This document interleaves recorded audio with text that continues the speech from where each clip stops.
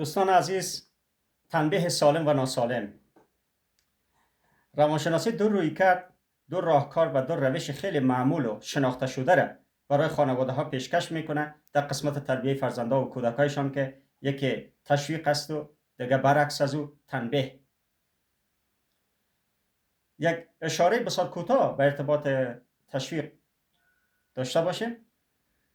زمانی که دوستان محترم کودکای ما، فرزندای ما کار خوبی را، مثبتی را، ایدئال را، درستی را، مسئولیت را به موقع خوب و بجای انجام میدن که سزاوار در واقع تشویق کردن و دادن پاداش می باشند، برای از اینکه یا به امور رای درست و مثبت خوب ادامه بتن، یاد بگیرن که مطمئن شوند که کارشان درست و خوب و معقول بوده است، باید ما دریغ نکنیم، هی تشویق بکنیم. اما با در نظر داشت یک چیز که تشویقای ما بجا باشه، خوب باشه، به موقع باشه، درست و مثبت باشه، بجا باشه، بیجا نباشه. و اکثرا و معمولا ما به تشویق‌های معنوی ارزشی روی بیاریم. تشویق مادی در جایش به موقع خوب است. اگر فرزندان نیاز دارن، ضرورت دارن، ما گاهی پیسه میتیم برشان، پول میتیم برشان، به اساس نیازها و ضروریات جسمی روانیشان، پیشبرد امور زندگیشان، این گپ عالی است. اما خیلی خوب است که ما بجا به موقع زیاد تشویق مادی خیلی رای حل نیست، نتیجه بخش نیست، به خاطر از اینکه باز در آینده ها توقعی و بار میان، انتظار و خواستی از این می داشته باشن که در اجتماع جامعه دیگرها همین کار بکنن برایشان، در صورتی که باز اوطور نیست، باز مایوس میشن. از او کدنه چیزی که مجانی است، رایگان است دوستان محترم، چیزی از شما کم نمیشه و این لطف پروردگار است که شما همیشه و همواره تشویق‌های تحسینی، تقدیری، زبانی می داشته باشه، مثل شاباش، آفرین، خیر میبینی، کلانشوی، بچه خوب، دختر خوب، کارت عالی است، کارت خوب است، تو میتوانی، پیش برو، ادامه بده، ماشاءالله، نام خدا. این چیزهایی است که دوستان محترم مجانی است، رایگان است، شما همیشه و همواره میتونین به کار ببرین، از این استفاده بکنین و این بالای روحیه و مورال و جرأت و اعتماد به نفس و عزت نفس و خودباوری فرزندایتان، کودکایتان خیلی موثر واقع میشه. در کنار از این، آنچه که ما برخلاف تشویق داریم تنبیه است دوستان محترم. تنبیه را به معناهای مختلف به کار میبرن. گاهی میگن به معنای سرزنش یا مثلا سرکوب کردن و هشدار دادن و این مسائل به کار هم میبرن، ولی در اصل معنای کاربردی و درست و واقعی از این متوجه ساختن و در واقع همکاری کردن و راهنمایی کردن. یعنی زمانی که فرزند شما، کودک شما کار را انجام میده که نامطلوب است، نادرست است، بیجای است، شما احساس میکنید که خوب نیست، نباید همچین کار را انجام بده، شما میتونید که او را راهنمایی بکنید، متوجهش بسازید. ممکن است که او بفهمه یا نفهمه، منظور در حد باشه که نیاز به راهنمایی، به همکاری. خب آدم‌ها همینطور هستن. پیامبر میگه ما آمدیم که اخلاق شما را درست بکنیم، جور بکنیم. انما بعثت معلما لاتمم مکارم الاخلاق. پیامبر گرامی میگه که من معلم فرستاده شدم تا اینکه اخلاق شما را به مراتب و مدارج بسیار عالی و بلند برسانم. از این طور برداشت میشه که اخلاق آدم‌ها قابل جور شدن، قابل تغییر می باشه. انسان‌ها تغییر میکنن، تغییر میخورن با وسیله تربیت، آموزش، راهنمایی، دوستا و رفقا و در واقع همصحبت‌های خوبالی، دانشمند، ارزشمند، محیط و جامعه ایدئال، مطلوب و مثبت، همه در مجموع عوامل ارثی، محیطی در این قسمت نقش می داشته باشه و بیشتر و بیشتر محیط که یا آموزش میبینن بعد از خانواده، مکتب است، مثلا درس دانشگاه است، یا آدم را تغییر میده.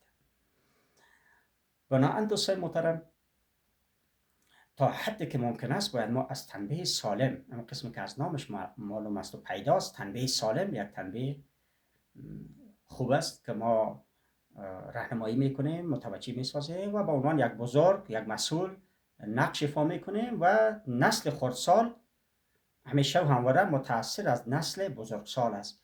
یعنی پدر، مادر، برادر بزرگ، استاد، معلم، آموزگار یا به عنوان یک الگو و یک سمبل نمونه بسیار خوب عالی همیشه و همیشه تاثیرگذار می باشد روی خرده و در واقع فرزنده و کودکان.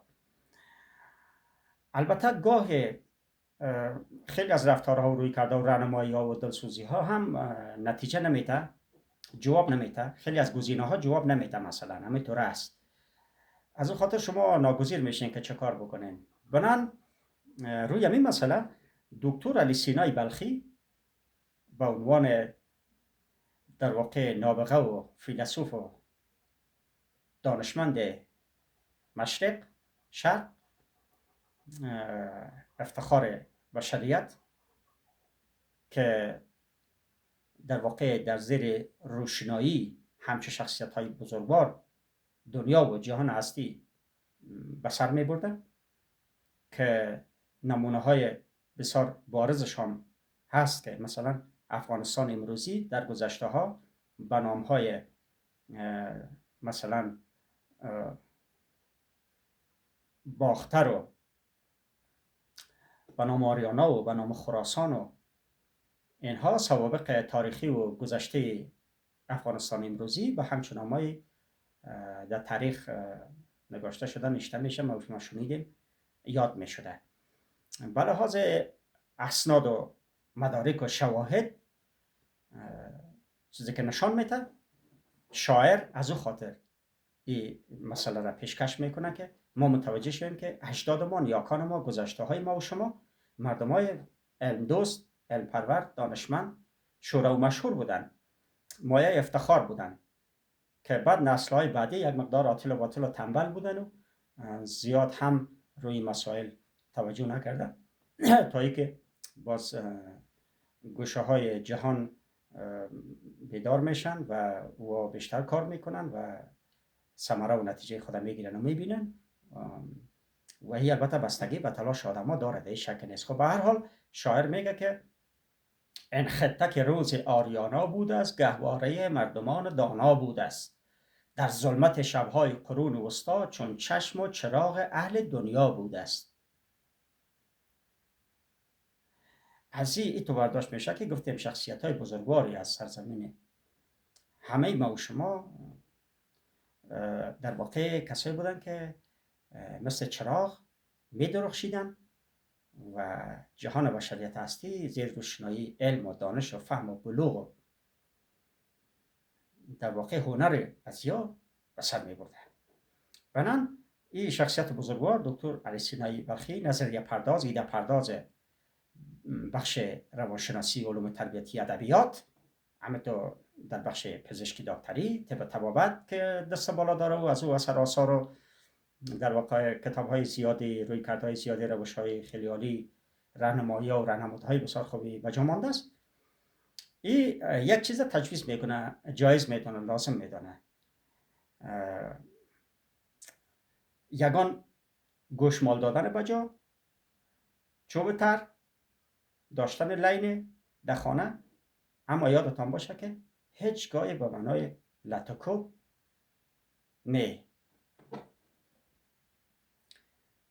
شما اگر از همچه ابزار و وسیله لین و چوب و اینها متوسل میشه و با کار میبرید، این دیگه باید جواب نمیده، سیاست خراب میشه. مهم نگاه کردن سیاست و حفظ کردن سیاستی و چوب تر لین است.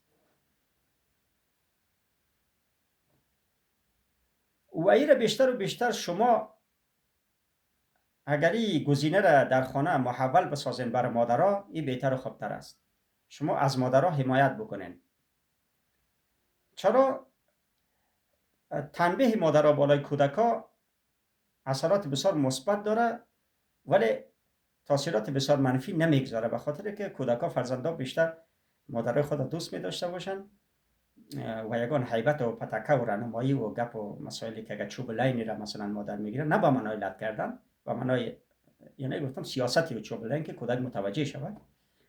و شما اگر از مادر به موقع و بجا حمایت میکنین که نه کاری مادر درست است، متوجه میسازه، متوجه فرزند اولاده است، این بسیار خوب است تا که شما خودتان اگر این کار بکنین، یک مقدار کودکا در برابر پدر زودتر و بیشتر عقده میگیرن، چون پدر به عنوان یک نیرو و قدرتی میشناسن که بیشتر حذر میکنن و برحذر میباشن. کودکا یک مقدار عقده میگیرن، ترسشان بیشتر میباشه، ولی در برابر مادر که چون یک مادرها معمولا اکثرا خیلی مهربان می باشن، باز کودک‌ها زیاد بدبین نسبت به مادرها نمیشن.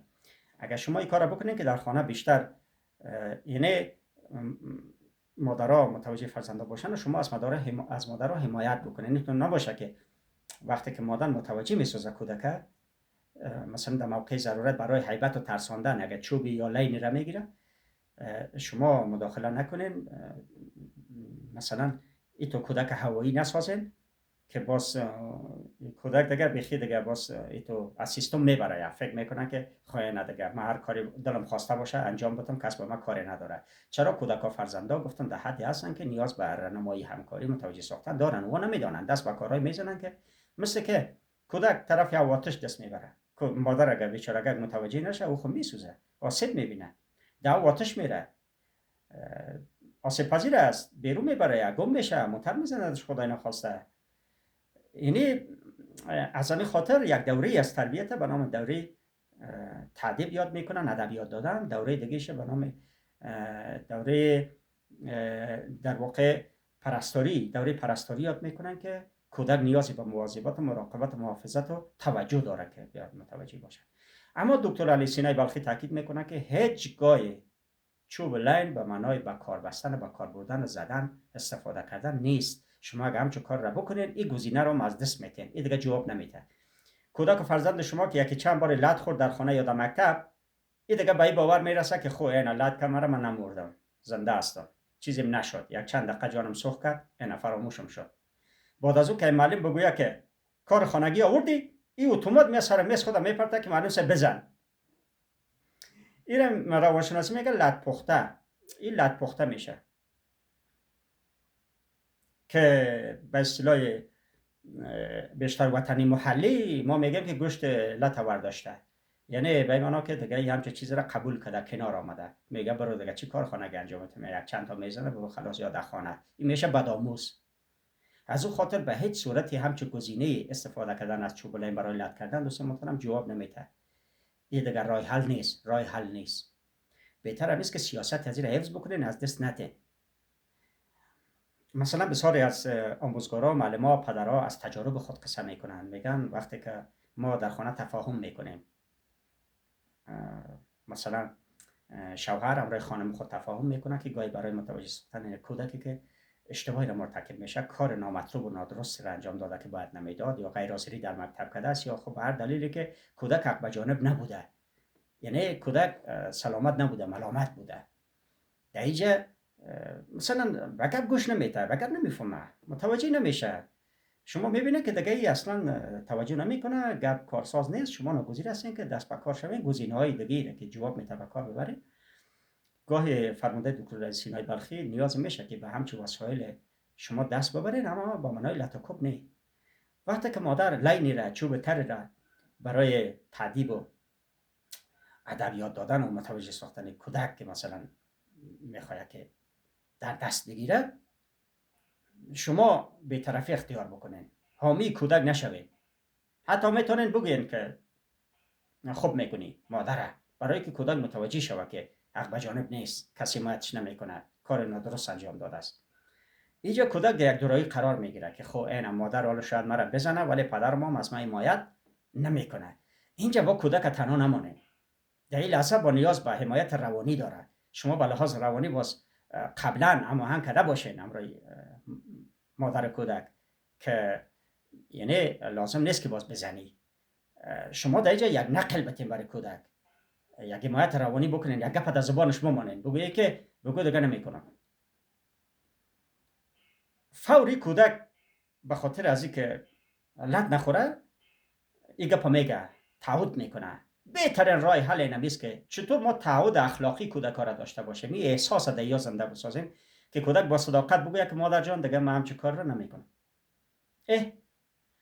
نیاز دیگه نیست که باز مادر از این بیشتر بره یا خدا نخواسته باز بزنه، استفاده بکنه. نه، اینمی در همین حد سیاست لین چوب بسیار کارساز واقع شده است که کودک حذر میکنه. اگر بزنیدش دیگه با حذر نمیکنه، خلاص میشه دیگه.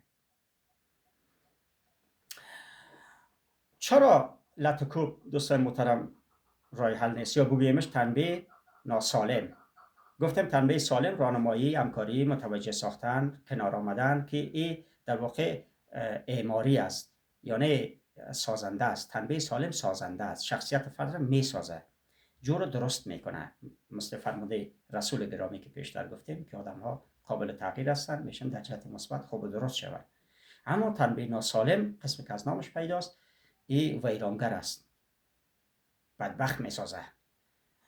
یادتان باشد دوستان محترم، لطکوب، توهین و تحقیر به لحاظ جسمی و لحاظ روانی چنان آسیب خطرناک برای کودکان، برای آینده هایشان وارد میکنه که شما باور داشته باشین که اکثریت مجرمای خطرناک و حرفه‌ای جهانی و بین المللی کسایی هستند که لطکوب شدن، توهین و تحقیر شدن، حقارت، در واقع آسیب دیدن عزت نفس و شخصیتشان، اعتماد به نفسشان، جرأت و روحیه و مورالشان به شدت آسیب دیده، پایمال شده، یا عقده‌ای شدن، عقده‌ای، یا به حد عقده‌ای شدن که می کل دنیا که ویران شود یا از خدایشان از خوش میشن. هیچگاه عقده‌ای از یا فروکش نمیکنه. اینها اینمی تو عقده‌ای هستند. هرچه امکانات دنیا را برشان بدی، ارضا نمیشن، راضی نمیشن، خوش نمیشن، کنار نمیآیند. برای از اینکه اینمی اثرات منفی در وجود از یا در روح و روان از یا اینمی تو به عنوان یک داغ، یک لکه بسیار خطرناک باقی مانده است که هیچ گاه دیگه قابل شستشویی نیست. این متاسفانه دوستان محترم بسیار خطرناک است. یعنی در حد ممکن ما پدران، مادران، مسئولین، آموزگارا، استادا، بزرگا، اعضای جامعه، کسایی که در هر بخش کار مسئولیت دارن، همواره و همیشه دوستان محترم تاکید ما به همین باشه که به ابزار همچو تنبیه ناسالم که لطکوب و توهین و تحقیر و آسیب زدن است، دوستان محترم کنترل بکنیم، متوجه شویم، صبر و حوصله‌مندی به خرج بدیم، به زبان، به گپ، به نصایح، به پند و اندرس. حرف بسیار تاثیر داره. شما استاد هستی، مدیر هستی، کودک شاگردی که در مکتب در صنف نافرمانی میکنه، بیگفتی میکنه، کارخانگی انجام نمیده، مثلا اینه رفتار را، کردار را، حرکات را نشان میده که طرف رضایت شما نیست، نادرست است، بیجاست. شما میتونین که طلبش بکنین، بار بار جلسات متعدد امروی ازی صحبت بکنین. من مطمئن هستم که حرف تاثیر داره. مثل ازی که میگن بیش از این مرا مزن، میزنی بزن، سخن بزن. یک کلید خانه پیش تو، یک کلید خانه پیش من. کلید خانه زبان، یعنی این زبان است که مغز باز میکنه، کله آدم را باز میکنه. هرچی که در ذهن و فکرت است بیشی گپ بزن. اینال راهنمایی دوستان محترم بسیار تاثیر داره. اگرچه خیلی خوب میشه که در کنار رشته بندی یک موضوع که در مکاتب وزارت محترم معارف ما در نظر بگیره که در هر مکتب آموزشگاه شعبات روانشناسی ایجاد شد، یک شعبه روانشناسی در هر مکتبی وجود داشته باشه و یک تا روانشناسی که در اونجا توظیف باشه، در اونجا باشه، حضور داشته باشه. زمانی که استاد معلم ما در صنف با شاگرد مواجه میشه، در واقع جنجالشان میشه یا ناساز میشن، این کودک، فرزند، شاگرد باید از طرف استاد، معلم، مدیر راجع ساخته شود و شعبه روانشناسی و روانشناس باید این آسیب شناسی بکنه، ریشه یابی بکنه. مشکل از این به لحاظ اجتماعی است، به لحاظ خانوادگی است، اقتصادی است، مثلا جسمی است، روانی است، به چه لحاظ است مشکل از این که این باز از خود راه حل می داشته باشه که این مشکل از این حل شود. بنابراین از این لحاظ دوستان محترم، مکلفیت ما، واجب ما، مسئولیت های ما در قبال از این است که ما از گزینه ها و روش ها و هنرها و مهارت هایی که نتیجه خوب میتن همیشه و همواره استفاده بکنیم. صبر و حوصله‌مندی خود بالا ببریم، در واقع راه ها و روش های متنوع را بلد باشیم و در امر موفقیتی از یا برای از که در آینده ها کودکای ما، فرزندای ما افراد مثبت، ایدئال، سازنده، در واقع خوشبین، همکار، راهنما باشن، شخصیت های ایدئال و مثبت و مطلوب و با منزلت و با شخصیت باشن. از اون خاطر ما همواره و همیشه از تشویق استفاده بکنیم، از تنبیه سالم استفاده بکنیم و در این جهت ما یک همکار بسیار خوب و یک الگوی بسیار خوب باشیم. موفق باشیم.